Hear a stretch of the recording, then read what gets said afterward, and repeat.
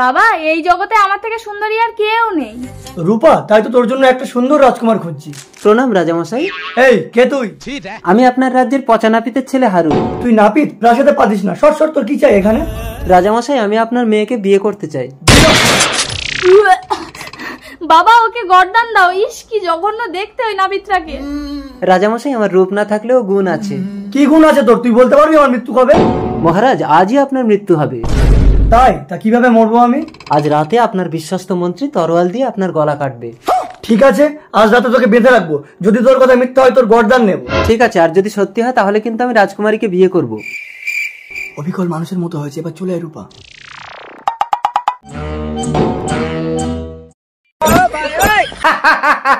আজ থেকে আমি এই সাম্রাজ্যের রাজা।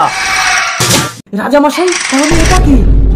আমাকে ক্ষমা করে দিন রাজামশাই। বিশ্বাসঘাতক!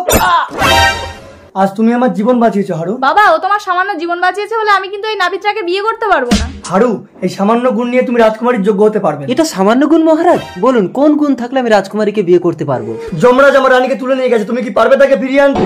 যমরাজ, রানীমাকে ফিরিয়ে দিন। না, আমি মরা মানুষকে জ্যান্ত করে আনতে পারবো না। যমরাজ, রাজামশাইকে তো আপনার তুলে নিয়ে যাওয়ার কথা ছিল। কিরকম মৃত্যুটা ক্যান্সেল করে দিলাম দেখলেন? এরকম সারা লোকের মৃত্যু রহস্য বলে দিলে কিন্তু আপনার ব্যবসা বন্ধ হয়ে যাবে।